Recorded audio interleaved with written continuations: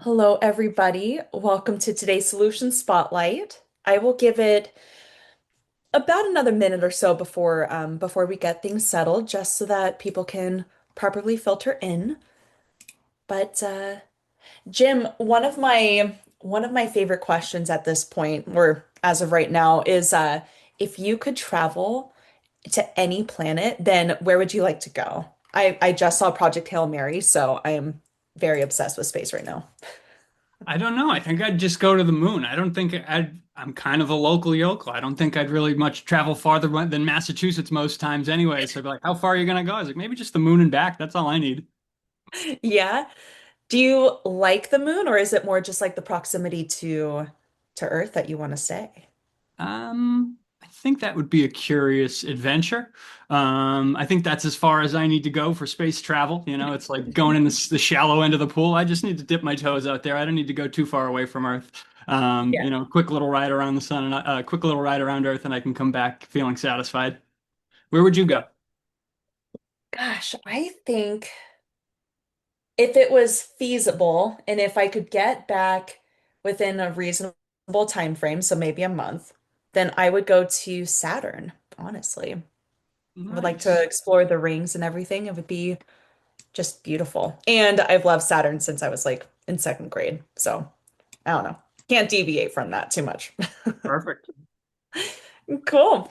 Well, everybody, it is 11:02 my time, whatever that might map to your local time. So let's get kicked off. Welcome to today's Solution Spotlight, what's possible when onboarding is done with intention. My name is Sarah Williams. I am XYPN's Senior Partnerships Operations Manager, and joining me today for, I believe, the third time is Jim Carlson, who is a financial planner at Carlson Planning Company. And in today's session, Jim is going to share how he uses fpPathfinder's checklists and flowcharts to streamline his firm's onboarding process, building client trust, and also that momentum at the start of the planning relationship so that it just continues to extend and he continues to bring value and just really sets the engagement up for success from the front end. So, really excited for this conversation, but before I turn it over to Jim, there are some housekeeping items that I want to review with you all. So, as questions come up, which we will have time at the end for Q&A, just drop any of your questions in that Q&A tab below in the Zoom bar. So, at the very bottom of your screen, there's a Q&A section. You can just type your question away, submit it, and then Jim will answer those at the very end of the presentation. And yeah, we just encourage those conversations as much as possible. So, yeah, do not be afraid. There are no dumb questions, as I hope that we all learned in elementary school and beyond. So, ask away. And then XYPN, we have some upcoming events that we don't want you to miss. On May 5th, there's going to be another solution spotlight with Water Lily. You may have seen them in the news quite often. They're long-term care planning and just also brilliant software. And it's the title of the session is Water Lily Ain't Your Parents' LTC Plan, but it should be. So I will drop the registration link in the chat for you to peruse at your leisure. And then on May 14th is going to be another solution spotlight with Holistiplan, property and casualty insurance, what financial advisors should look for with Holistiplan. And I will also drop that registration link as well. And last but not least, it wouldn't be an XYPN Solution Spotlight or event without also plugging that we have XYPN Live coming up. Oh, it feels like it's way in the future, but it's just around the corner. It will be before we know it. XYPN Live is going to be in San Diego in September. So just mark that on your calendar, grab your pass today. This is something that you don't want to miss because San Diego is also just beautiful and lovely, but XYPN Live is too. So, without further ado, Jim, I will let you take it away. Wonderful. Thank you, Sarah. I appreciate everybody's time today. My name is Jim Carlson, and I am a proud financial planner. And today we are going to talk about the onboarding process. Um, It's going to be a little bit more technical. We're going to show you some more of the tools that we have and some of the tools that we work with on a regular basis. And part of that is just to really get in the weeds and make some sausage here. I think that as we talk about our experience, so many times we start with a template or an idea of someone committing to joining your firm and then being onboarded for that first year review.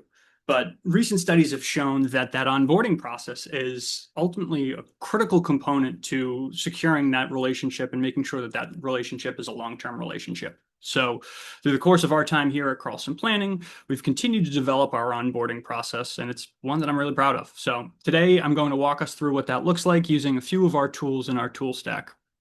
The couple areas that we want to hone in on here, all of this is completely customizable to you, your firm. Many of you have probably gone through and had conversations about working with a niche.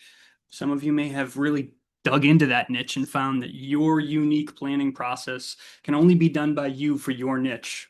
So we'll pause at different points in this conversation to talk about how you can iterate this process, how you can make this your own, how you can choose just the right types of client service experience and the right type of client journey that you want for your clients as we go forward. So without further ado, I'm going to start where most of the business starts for me when I log into work on a Monday morning or when anytime any client comes in. I'm going to pull up our CRM, and that CRM is Wealthbox. I hope everybody can see the screen, and it's probably a worthwhile time to just put my cards on the table. I am and have been a Kool-Aid drinking Pats fan my whole life, and we're probably going to have some football analogies today, and we're going to have Pat the Patriot here as our sample client. So with that being said, that's where we're at. I didn't want to put any head coaches. I didn't want to put anything that's been in the news related to the Patriots this offseason. So we're just sticking to the mascot today. We're keeping it above board here. Great. So I want people to put themselves in this context of just having recently onboarded a client. What happens once that client signs the client agreement? And XY Planning Network has put together a 3 meeting process between their discovery meeting, between their get organized meeting, and between their new client welcome meeting. We want to go ahead and we want to bring that in and we want to put that in one comprehensive, and I call it a train, making sure that each one of these steps is accounted for, not just for us internally, but we're showing that we've done that work to provide that client with the assurances that this is not our first rodeo and we know exactly what we're doing. So we've got our information here. Once onboarded, we want to make sure we've got a couple client details, client dates of birth, when they were onboarded, their contact information. And then we're going to go over and we're going to take this opportunity and we're going to jump over to our financial planning software. We use Right Capital. So in this situation, what we're going through, we've gone ahead and we're going to take advantage. I think what's critically important for our client experience is the onboarding workflow. If you're not familiar with Right Capital and their onboarding and their, their workflows feature, it's a series of tasks that are embedded with multiple different steps. So if you have a repeatable process that you're going to do on a regular basis, it's a great way to document these processes and also make them client facing. So what we're going to do here, I'm going to go ahead and I'm going to pause my screen just for 1 second as I go to start this for a client.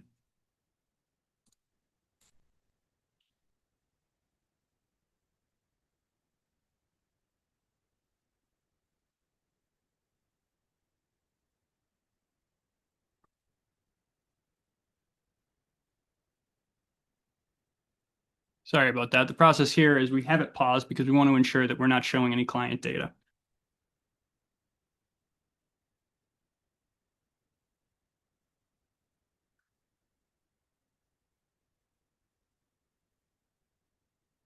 Okay, so now I'm going to unshare my screen. You can see here where we're at. We're at the start of this workflow tab, and what we've built out for this workflow, we have this set up and designed that we're going to have 2 different roles for this workflow. I've designed this workflow for our own firm, but know that as you grow and scale, this allows you with this workflow to go break off different responsibilities and parts of this onboarding process to new members of your team, whether those be junior advisors that are actively looking to cut their teeth on new casework, better understand client goals or journeys, or better understand the financial planning process. There's a great framework for them to work through this casework in a safe and restrained guardrail manner. Also, if you're looking and you've just got too much bandwidth or you don't have enough bandwidth with clients coming in, you have the ability to outsource some of these tasks to an assistant as well. So I'm going to go ahead here, put myself and my only name here. We're a solo firm, and we're going to start this process. So this workflow is broken into really 4 steps, and these 4 steps are applicable to anyone, anytime we're onboarding a new client. The first one is the new client reconciliation. And I want to point to a couple things here. We're going to notice that none of these tasks are actually visible to the client on our screen. And this is just completely administrative work. This administrative work is things like making sure the client file is in good order. We're also going ahead and making sure that our financial planning software, Right Capital, is linked with our CRM software. That's going to allow us a critical component here, and I'm going to show you what that looks like just on the other side of this. Now that we've gone ahead and we've linked this information, now that we start these workflows, we're going to have a paper trail of the client experience, not just related within the client-facing side of things here through Right Capital. We're also going to have this documented in our CRM. Why I like that is I feel like the CRM is ultimately the home. This is going to be where we document all of our details, all of our correspondence. If we have a phone call, if we have any notes, if there are any form submissions, which is a real fun part that we're going to get to next. That is ultimately the repository that I feel is best suited to handle all of these client files, correspondence, and documentation for the case. So when we start this and we link this, we're going to notice that each one of these tasks comes back to us in the form of a task on Right Capital. I'm going to work through these parts quickly because it's administrative. It's kind of the boring stuff, but just so you know, here we are. Pull the integration, complete that. One of the other parts of the administrative area that we want to focus on is, and I'm going to go ahead and pause this for one more second so I can pull up the screen. When we get to a new client's page on Right Capital, we want to go ahead and we want to make sure that they're walking in before we give them an invitation into Right Capital or any of our financial planning software. We want to make sure that that information is available to be received and be able to be, we want to make sure that they've got the right client journey there. So here we are. Now let me resume share. This next step in the workflow, or it's called ensuring the visibility. And this is a worthwhile pause here. It may seem like it's minutia, but I really think it's important as we set the stage for our client journey, the topics we're going to cover out the gate, and let's go forward here with it. I always recommend setting the planning client access for different clients first. I worked with a niche for many years with firefighters, so the pun there is we don't want them drinking out of a fire hose when they first get onto our financial planning software. And anyone that's gone through any financial planning software, there can really be a lot of information to digest. So what I like to do is I like to really synthesize that into just a few points here. High-level balance sheets, a snapshot, which will go into detail to help visualize and help reorient the client's perspectives on things they should focus on and things they value. We'll talk more in depth about the snapshot as we continue to go forward, but really the takeaway here is I want to scale back as much as the client can see. They don't need all of this information as they're coming through the gate and getting onboarded. So we just want this high-level information as well as the blueprint, all their financial details, anything that they would put in themselves through this process. So once we've set that planning access, we're going to go ahead and invite the client. Send the through here, we can send the invite to the client. They'll receive that form. I'm going to go back to the workflow. We've completed these, completed the visibility. That's all set. The onboarding questionnaire. The onboarding questionnaire is the standard onboarding questionnaire that anyone's going to be receiving from their financial planning software. We want to complete that up to the fact that the client can go ahead and complete that no further. And then the last thing that we're going to do is we are going to share this portal access to the client. We can either send, like I had just gone through the exercise here and resending this in the form of an email, or if you have compliant texting or you have other ways to communicate with clients, we have found that clients have a much more higher likelihood of completing this in a timely manner if they receive this link in the form of a text. So we use current client for our texting. We've got no problem texting that over to the client and directing them to help themselves self-onboard through this workflow. So that's the first part of the administrative. I know that was tedious, but to highlight what that looks like once we've completed, now we're in a different part of the onboarding process. Now, everything from this point, the client has received a welcome email. They have access to this entire portal. And we, on the other side, let's go back and reconcile what it looks like to our main hub here on the client file. We've noticed that we've completed these and we've kept a paper trail of everything we've done on our end here backed up. There's also been a new set of tasks that have created, and this is where we start talking about what does the client see? How does the client enjoy and participate in this experience? So what I'm going to do is I'm going to open this part up. I'm going to open this up from the client mode. If we were to look at this from the client's perspective, first thing they come into is a snapshot. And we've customized this snapshot to do a couple things. We know that going through and providing your financial information, even if you just hired a financial planner, can feel a bit like going through the dentist's chair. So after they've completed these initial forms, we really want to congratulate them and thank you for allowing us the opportunity to get more familiar with their situation. So our snapshot here is really meant to be a half wall, that once they come through this onboarding questionnaire, they're not going to get a financial plan. They're going to get a thank you. This thank you, this highlight of your financial snapshot on the left, is really left to get the hook in their mouth to let them know these are the things that a professional relationship with a comprehensive financial planner who's a holistic quarterback to the relationship, as much as it pains me to use those words in that nomenclature, if we were to look at the value that a comprehensive financial planner is going to provide, these are the rocks we're going to look under each time. What this does, we're allowing them to get a high level snapshot, their net worth. Do they really have 1.12 net worth? Or did they forget about the beach house? If you forgot about the beach house, that's a good opportunity to resurface new information or go back to the plan. They can always update that right here in their profile at any time. We'll notice what this doesn't have. We'll notice that it doesn't have any recommendations of investment allocations. We'll notice it doesn't have any recommendations of Roth conversions or any sort of tax analysis, just an immediate snapshot of what we're seeing from the data they provided. Now, if someone comes in here, they're going to begin to get push notifications. And there are a couple areas that we think that are most important for them. They'll have gone through, they'll have completed this checklist. You can go ahead and confirm that.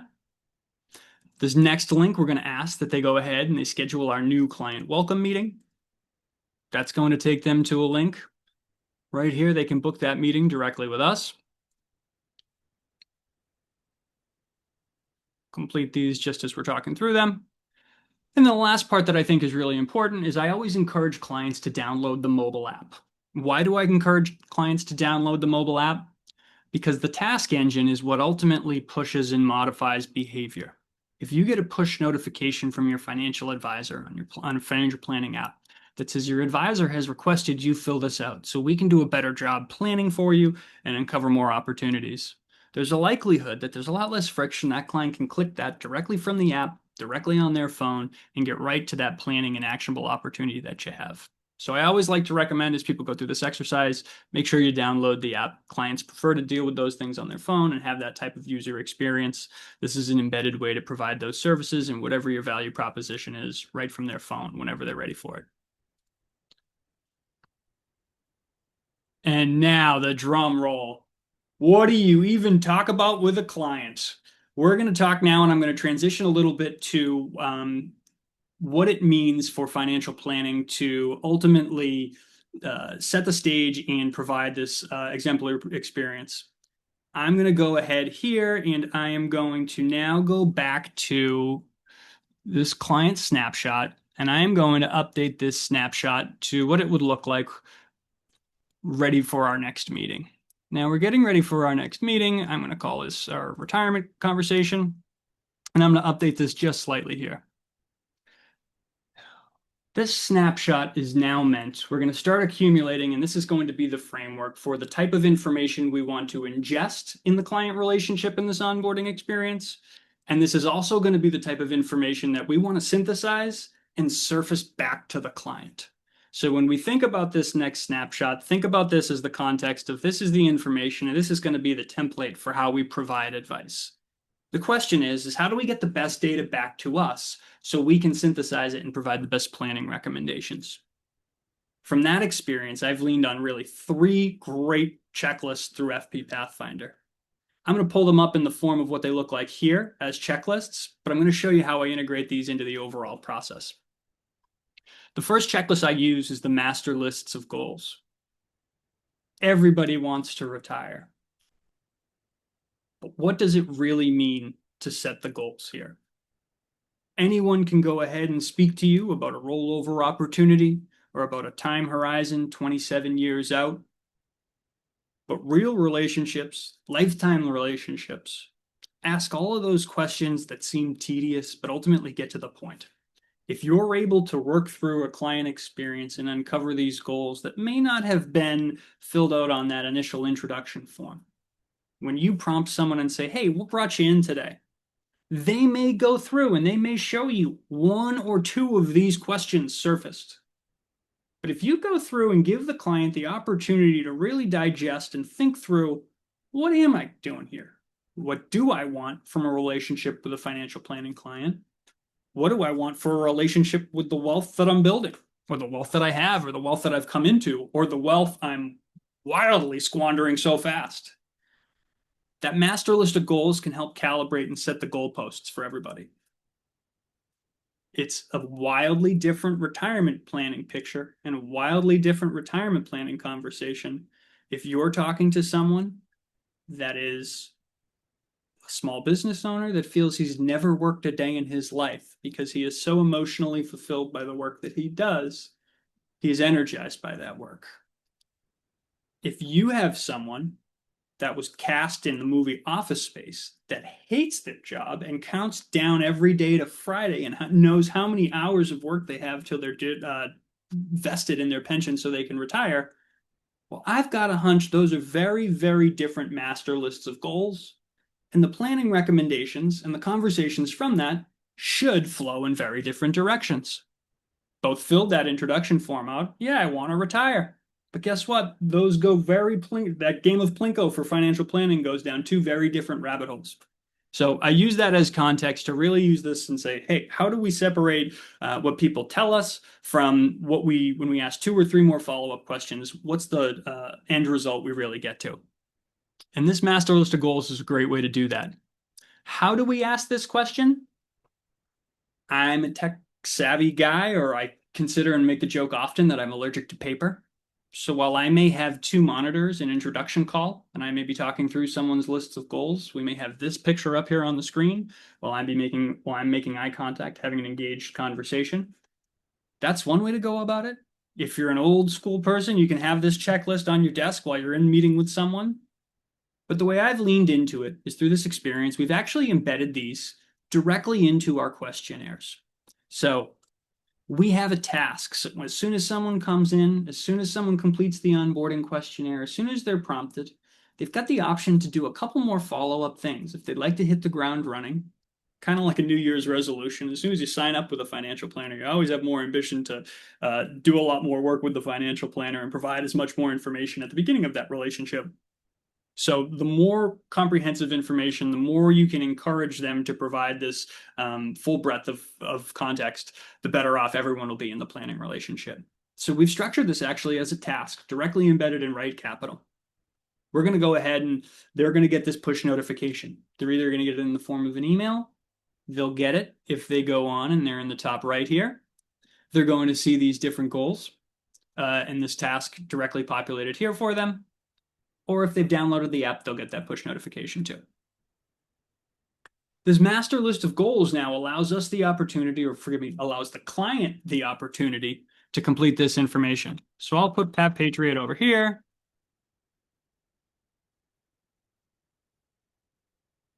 And I just want to confirm I've got the right email address. Yep, pat@anypats.com. And we're going to allow the client to have this information client facing. General high-level information. Do you need help deciding when you want to retire? Do you want to retire early? Do you want to take a sabbatical from your career?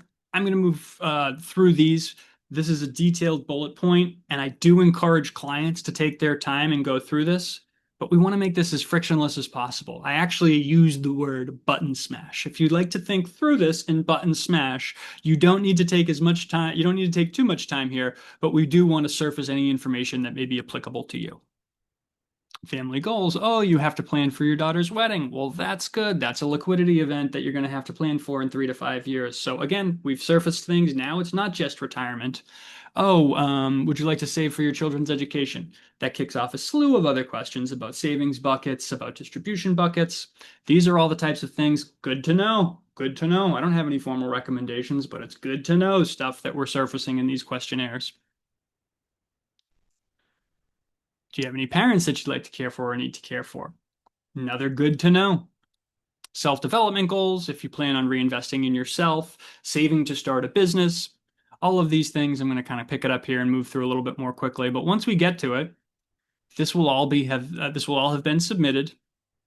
They will feel amazing because they have gone ahead and they have completed the detailed bullet point inspection of all these different questionnaires. And again, the tops here, what we're noticing is we're covering all of the core comprehensive financial planning topics. As we go through, we're going to notice its tax. We're going to notice its cash flow. We're going to notice its investment. We're going to notice its estate and wealth and transfer. We're going to notice that it does run the gamut of all of these. So when we submit this, they're going to be thanked for it. We're also going to go back here. Oh, look at that. This entire client experience has a paper trail backed up into it, into your CRM. So your CRM is going to highlight, well, just what did Pat Patriot have to say in this experience? Every yes, every no, every unanswered is going to be surfaced here. It's going to be pulled out and it's going to be extracted with things to gather for more information. This is great as someone's coming in to prep for these meetings automatically as they get ready and they've got a lot of caseload. All of these tasks will be surfaced immediately for the advisor to hit the ground running and start immediately adding value. If you've got a larger team and you've got a young advisor that doesn't necessarily know what conversation to have or what follow-up question to ask next, allowing them to work through this case list, allowing them to gather more information and address these possible planning issues or opportunities. This is a gold mine for training your younger staff, allowing them a framework for decision makings, allowing you the opportunity to intermediate that so they don't make any client hiccups or any mistakes. You're still controlling that relationship, but there's a treasure trove of planning and development opportunities within your junior staff here to carve out and continue to explore. So that would be that's how those questions manifest themselves with the master list of goals. The next one I'm going to go through here, we're going to complete that. Tasks, here we go. Master list of goals is completed. The goals is meant to really help us establish what we want out of life. The next part that we're going to talk about here, share your story, your life, and your family dynamics. It's actually a bit misleading in this title. I want you to think of this task as low-hanging fruit. This opportunity in this next form that we're going to go through is how we immediately establish financial planning alpha for every one of our clients. The questionnaire that we're going to use, we're going to use the issues to consider as a new client. And what we're going to notice here, let me zoom in just a little bit more. There's some wonderful follow-up questions here. Now, all of these tasks that we've sent, we've encouraged the client to book our next meeting. All of these ultimate subsequent follow-up tasks through fpPathfinder, though, they're actually assigned not exclusively to the client, but to everybody. That's the client, the co-client, as well as myself, the advisor.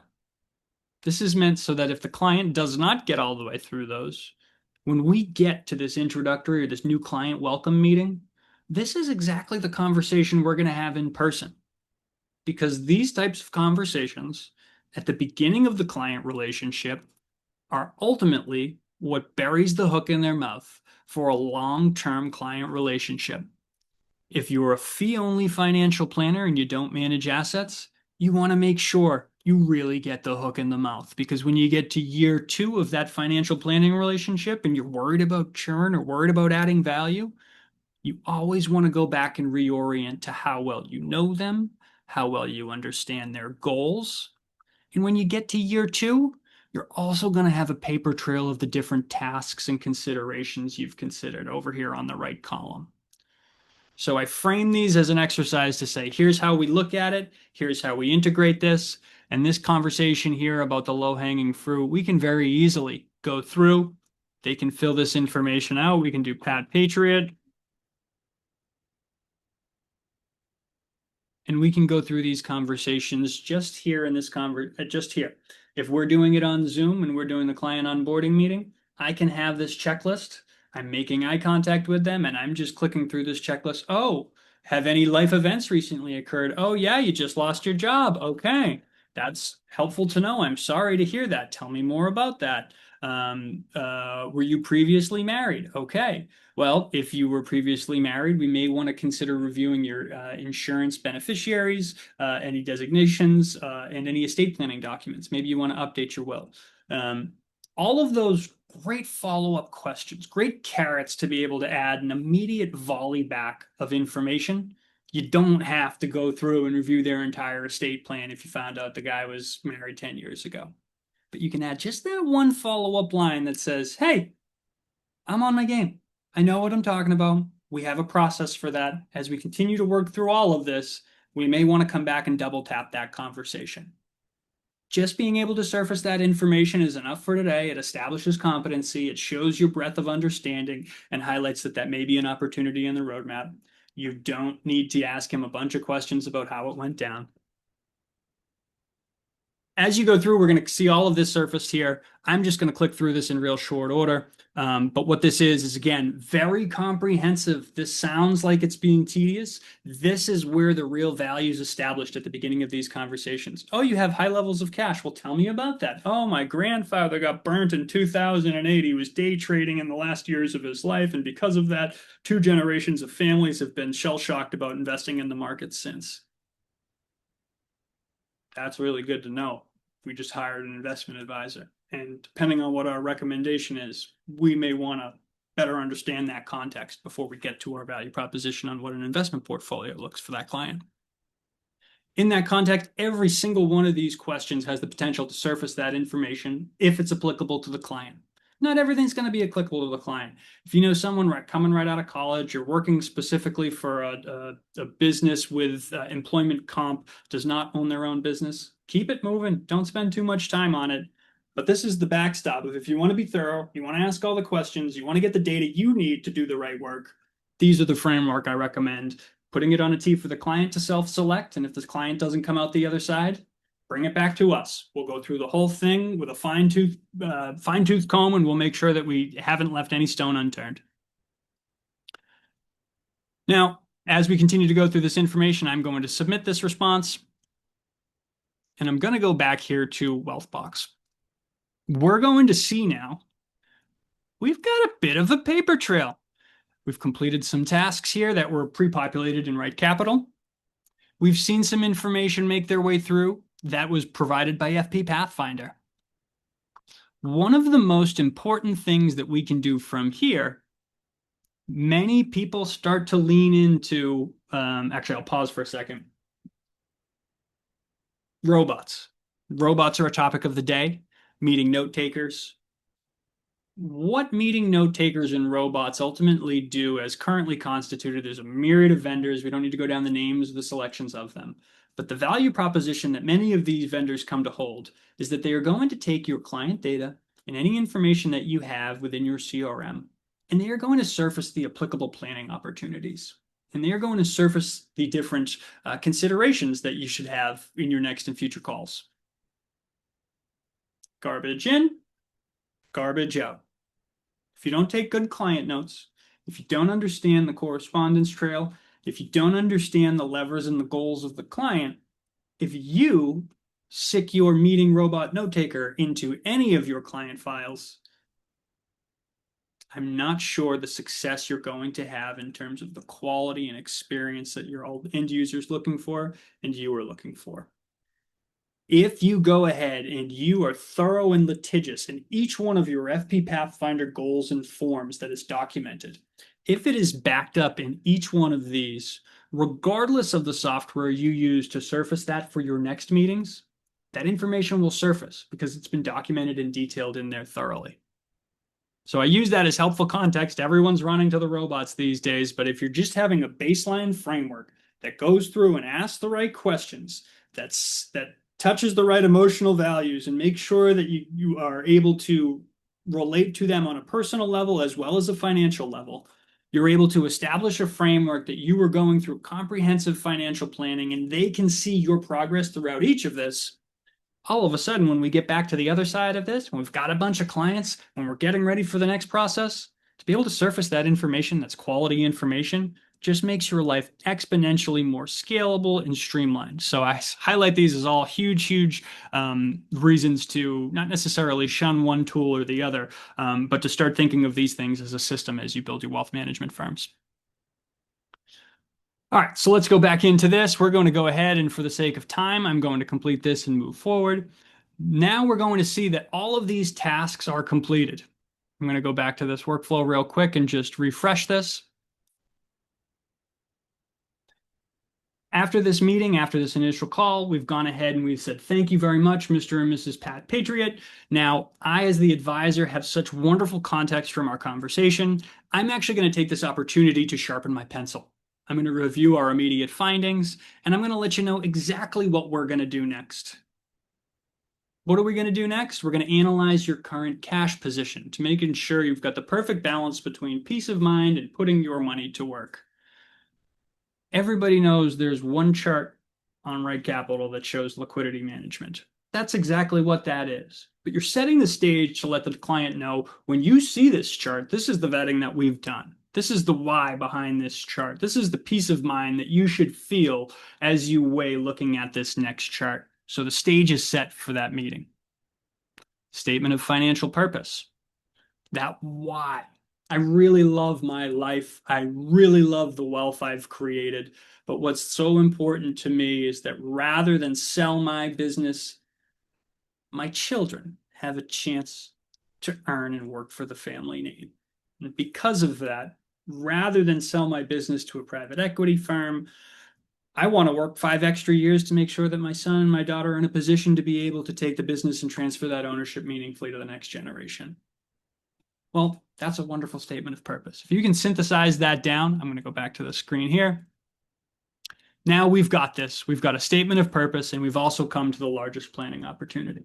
Okay, well, if you were going to be looking at succession planning with your son, the very and obvious, most glaring opportunity you have for you is making sure that you transition a relatively illiquid asset multi-generational. So there's the alarm bell right there. What's the largest planning opportunity is succession planning for your business. Some people it may be different, but the main goal here is as soon as we finish that, as soon as we've got the client feeling like we really understand them, here's our chance to mark these things to the market. Do we understand? Did we nail the statement of purpose? Try and use their words. Try and use their words back verbatim for them so they've got that statement of purpose. And then the largest planning opportunity, it should be pretty clear at the end of that conversation. If it's not, go ahead and use one of those go ahead and put it in one of those note takers to see what comes out the other side in your secure environment. But out of that, you should have the 2 largest conversations and talking points of opportunity. We're going to go down here and we're going to also see a couple different things. Liquidity analysis. Oh, we talked about doing that liquidity analysis. That risk summary. All of those things that we mentioned in Buried that we were going to be considering, it's all right there for them. So we're going to go ahead and I'm going to go back and just complete these tasks. Statement of purpose, stress test your cash. Now all 3 of these are completed. And we have the opportunity to come back and review these. So that next meeting with the client, we've listened to them, we understand them. First things first, client, here's our statement of financial purpose. You want to work and ensure an extra 5 years that your children are able to maintain and continue the family dream of being small business owners in a lovely community that you've stewarded for 5 generations. Well, your largest planning opportunity is making sure that you transition that business at a tax advantage while ensuring it doesn't jeopardize your retirement income stream as you look to travel more with your wife. What does that look like? It looks like we may have some income gaps here. And again, this is not accurate information to the conversation we have highlighted there. But the waterfall of data that takes those 2 points, those two goalposts of what we're working for, and immediately allows us to cascade into talking points that may be applicable to them. Hey, we're in great shape. Hey, we've got to really focus on solving for a couple of these years before required minimum distributions. Whatever those things that may be surface from the conversation, that's where these then make their way in. But ultimately, I think that between bringing clients in and having that framework for them to onboard and gather that information in a streamlined manner, between maintaining that process of an unbiased, hey, we're just going to ask a bunch of questions and surface this information up front, being empathetic, looking them in the eye, having those conversations, picking up any of this train that doesn't get all the way over the goal line before this first meeting, and then turning around and being super comprehensive and saying, okay, now that we've got all of this data, they've said yes, no, or maybe to over 75 things in this exercise. Now we know what is the most important to them. We put that information and we come back with them with our best foot forward. And at that point, we have what we think is a worthwhile exercise to make a value proposition to investment management, or wherever the conversation may go from there. Pause, take a breath, take a sip out of my Patriots cup for a second here. I want to thank everyone for this opportunity to highlight my experience, highlight how I've been using these tools, but ultimately look to transition it here and open up to questions. Learn more about your feedback on this process, and see if we can provide any clarity to how we can help everyone improve. Thank you. Great.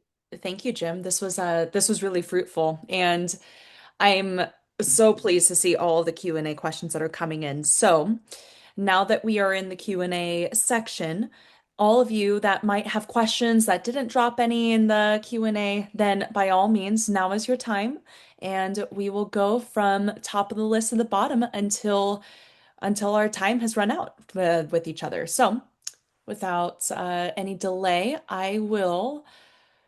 It's funny, Jim, there are a couple of questions about Right Capital workflows versus Wealthbox workflows. So, can you tell us a little bit more as far as why you use Right Flows or Right Capital workflows over Wealthbox? I love Wealthbox. Shout out Providence, Rhode Island, as a guy who's up here in New England. In that context, though, Wealthbox is great for internal client processes, for running my practice. I have a preference to log into my computer. I have Wealthbox on my phone. I use Wealthbox as my hub and my center and my source of truth. My clients don't have any access to Wealthbox. If I go through and I look under a bunch of rocks and document that in Wealthbox, there's not going to be a running ledger that, hey, by the way, I think Jarvis uses the word emptied the dishwasher. I'm not going to let them know that I emptied the dishwasher in Wealthbox. But if there's a task embedded in Right Capital, well, all of a sudden you can know, well, I've gone ahead, I've reviewed these documentations, I've gone ahead and looked through X, Y, or Z, and now it's documented in here. So whenever they have a question about validating their fees, about what have you done for me lately, you know what we can always go back to? We can always go back to this trail. And by the way, there's more tasks in here. We've already been working. It only gets longer. Each time you come for a review, there's more and more names and more completed tasks. That's the ledger I'm looking to provide for my clients. And when they say, what have you done for me lately? We're showing that we're going through the exercise and actually putting in the homework to get these things done. So I love Wealthbox. I think their steps and subtasks are wonderful and integral to a lot of my process. If it's client facing or if we'd like the client to see that and get credit for that, that's when I consider taking those things over to Right Capital. Great. Okay. And then I'm kind of jumping around here, folks, so I apologize. But this other question relates pretty well with the previous one that Jim just answered. And so Lauren says that she's curious. Do you make notes inside your CRM about the progress and actions performed in Right Capital? Or asked another way, how do Wealthbox and Right Capital integrate, or how do you use both of them in conjunction? And is there tracking integration between the two tools? So we'll see here. We'll actually, oh, let me share my screen. I'll pull this back up for us. Here we are on Pat. All of these tasks that we saw here that have been completed and have been lined up. back into Wealthbox. Every single task that posted to Wealthbox, every single task that completed within Wealthbox is going to populate within here. It'll populate under the tag write capital task. We can pull this out. And this is going to be word for word what we've embedded that the client can see. Now, this master list of goals is here, and this is going to be what the client sees. I'll show you the exact task here. Here it is. This is what the client would get a push notification. We see that on our Wealthbox tab here. So if they complete that and they press complete, we're going to get that push notification that says the right capital task was completed and moved off. That's going to reconcile and tick and tie those two so they're always synced on your Wealthbox and your right capital. But the other part that we're going to notice, and is equally important, if that client goes ahead and completes this master list of goals, well, then what we're going to do, we're going to get this information here about the note, master lists of goals. A complete note, a paper trail, as I like to say, an audit trail, showing up that the client asked, you asked, the client answered, or the client didn't answer. All of that's going to be in here for your Wealthbox note, and that's going to be available to be surfaced if you wanted to use and deploy any of these robots that are coming to market.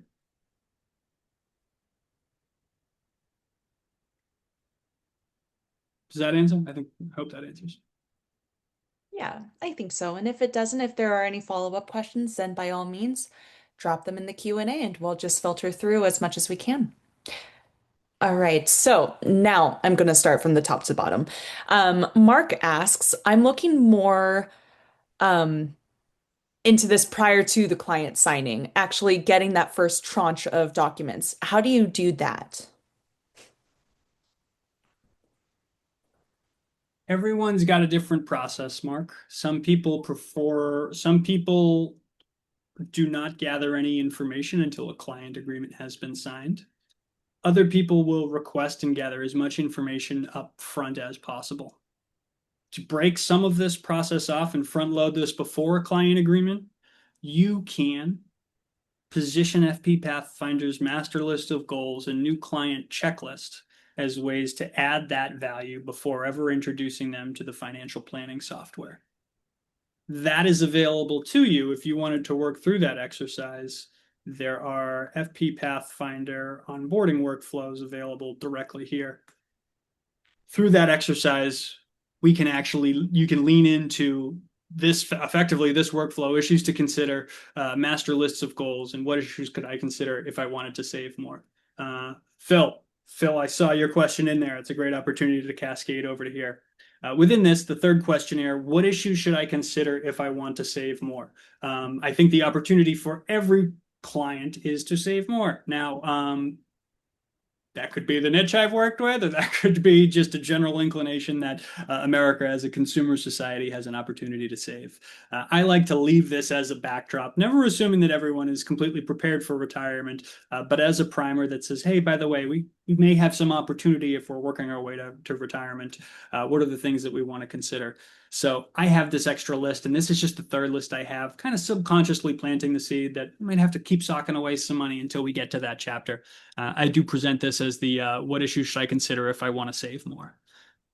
The information that I get out of this exercise of sending this up, if they get that information back, I'm going to know when we get ultimately to cash flow planning and cash flow saving, what are the buckets that make most sense for them. So when we cascade this into our investment custodian conversation, what accounts do we set up? Where do we dedicate that free cash flow? That's why this questionnaire ultimately manifests itself when it does. So thanks for following up. I shouldn't have brushed by it the way I did. No, beautiful. I'm glad that you mentioned that there were a couple of questions around what is that work or checklist called? So what was the title of it again? Sure. It is what accounts should I consider if I want to save more? Perfect.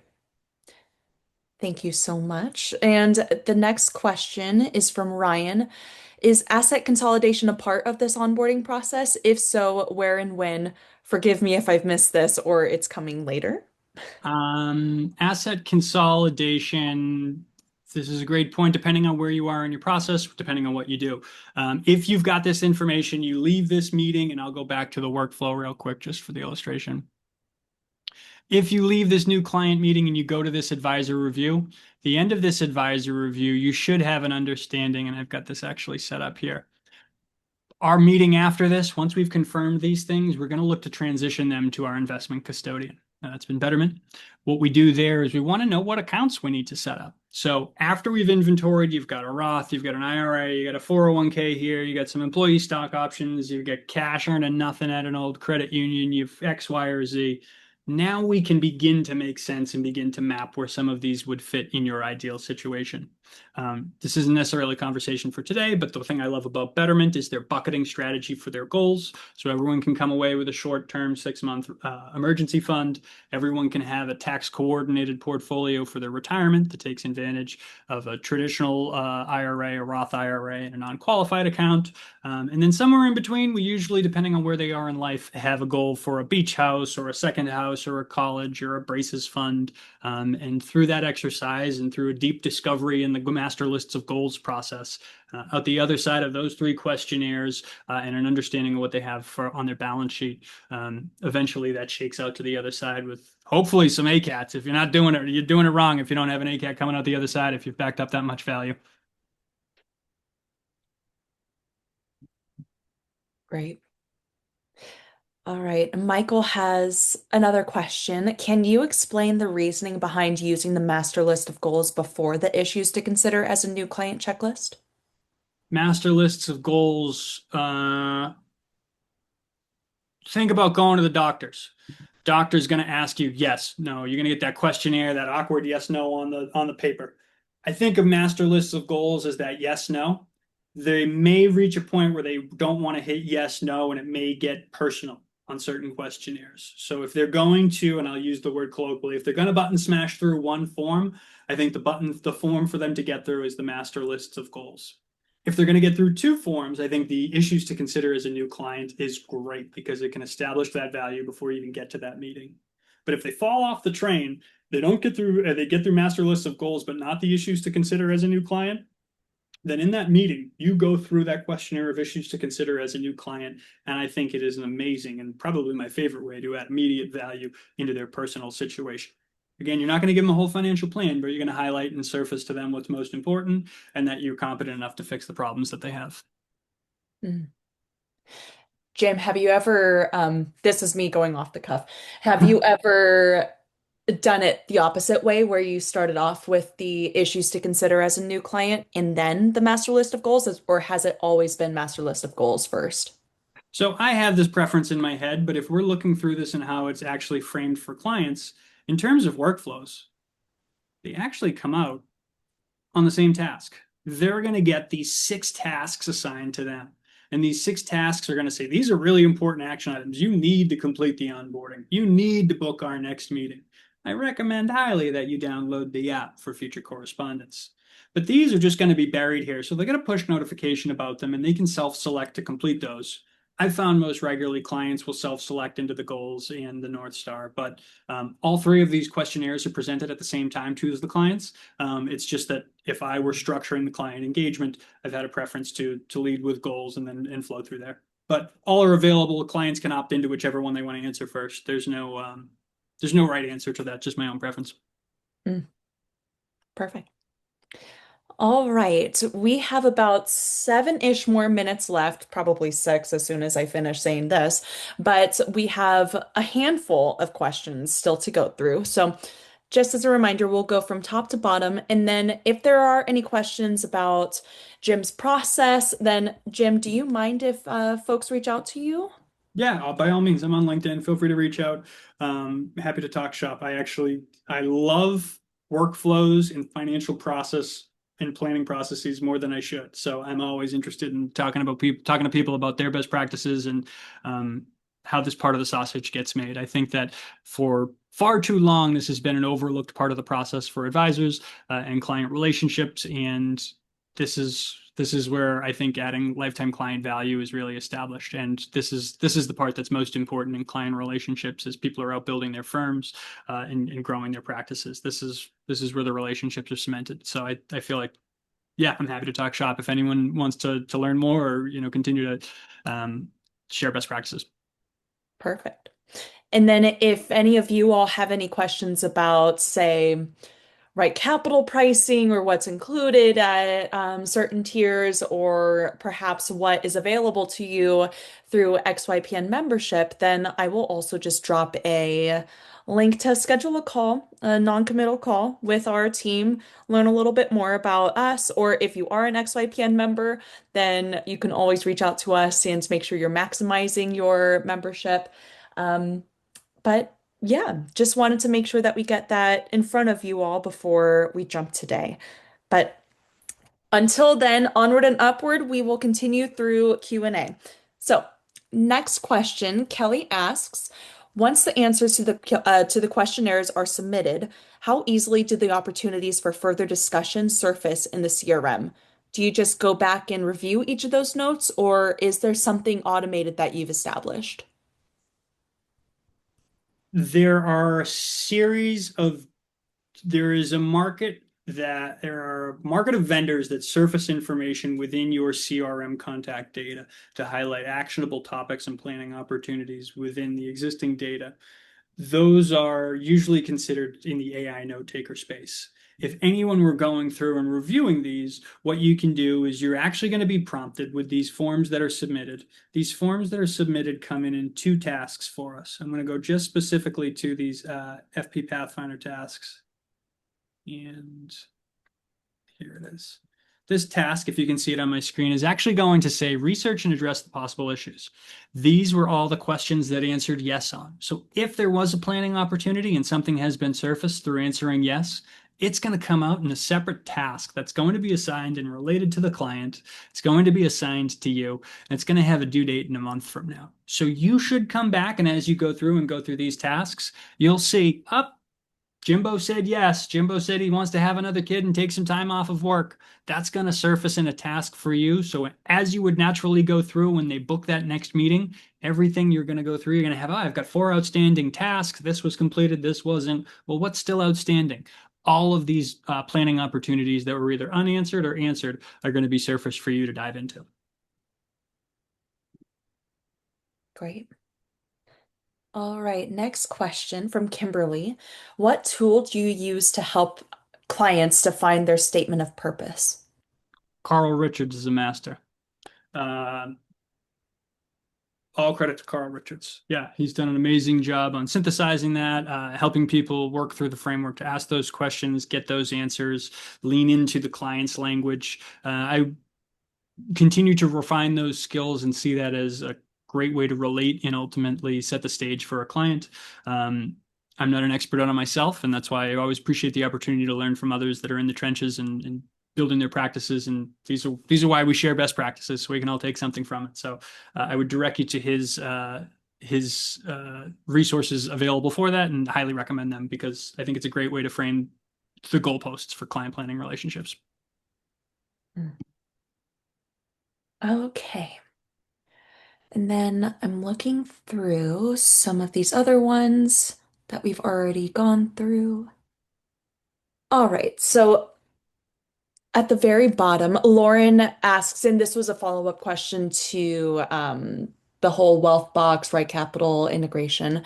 What information gets captured in Wealth Box that's housed in right capital, or are only tasks will populate inside Wealth Box from right capital?